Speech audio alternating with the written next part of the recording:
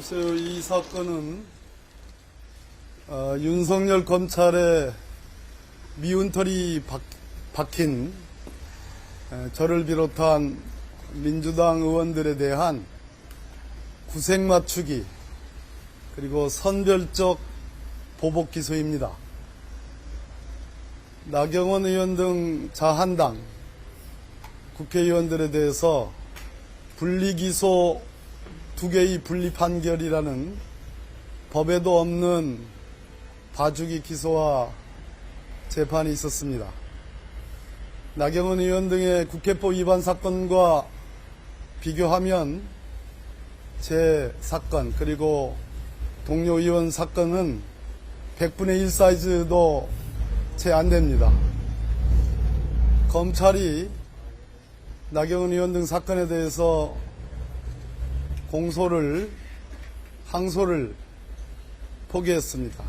그렇다면 저희들 사건은 사건이 없어져야 할 사건입니다. 담담하게 구형을 지켜보고 그리고 결심 공판이니만큼 지난 5년간 이곳 서울 남부지방법원은 제가 1994년도에 초임으로 발령받은 그 법원입니다. 5년간 세심하고 그리고 배려 있게 재판을 해주신 재판부께 경의를 표합니다. 어제 국민의힘 몇 의원들은 벌금형 대해서 항소장을 제출하기도 했는데 이에 대해서 입장은 어떠신지 듣고 싶습니다.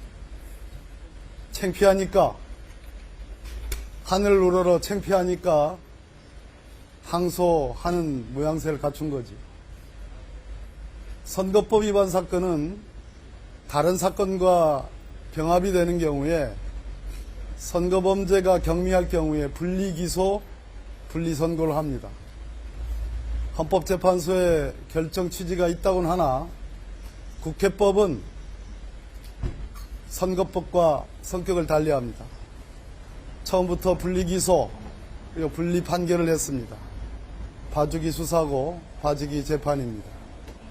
그런 측면에서 아마 항소를 하면서 집에서 혼자 있을 때는 웃고 있을 겁니다.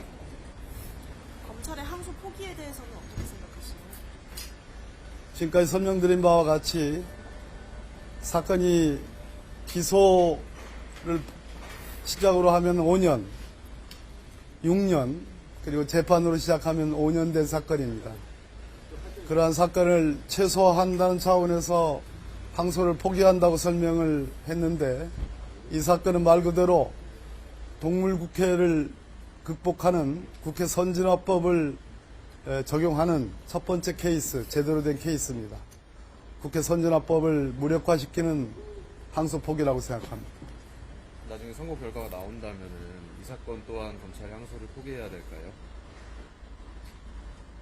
오늘 구형을 한번 지켜보도록 하겠습니다. 감사합니다. 네, 고맙습니다.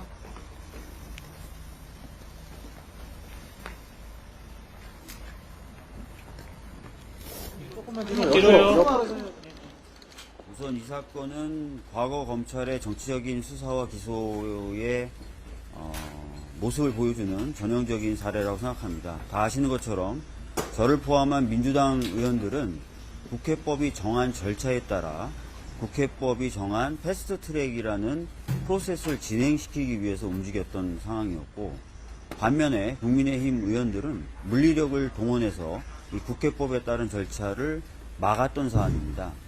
이러한 진실이 드러날 것이라고 보여지고 그 진실에 부합하는 구형과 판결이 있을 것이라고 생각합니다.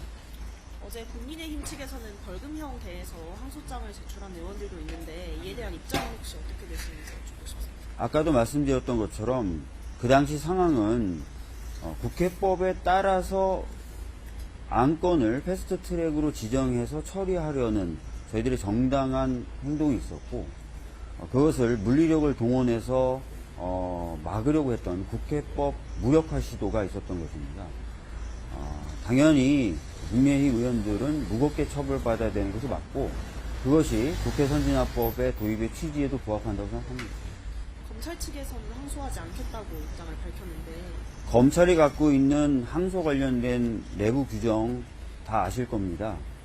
구형했던 형과 다른 종류의 형이 선고되면 항소하도록 되어 있습니다. 그럼에도 불구하고 항소하지 않는 것은 제대로 된 업무 처리라고 보기 어렵다라고 말씀드리겠습니다. 뭐 이런 질문일 수 있겠습니다만 이 사건도 검찰이 나중에 좀 항소를 포기해야 된다든가 이런 생각. 가정에 가정을 덧붙여서 그렇게 얘기하기는 어려울 것 같습니다. 나중에 적절한 상황이 되면은 또 말씀드리도록 하겠습니다. 저는 이만 들어가도록 하겠습니다. 예.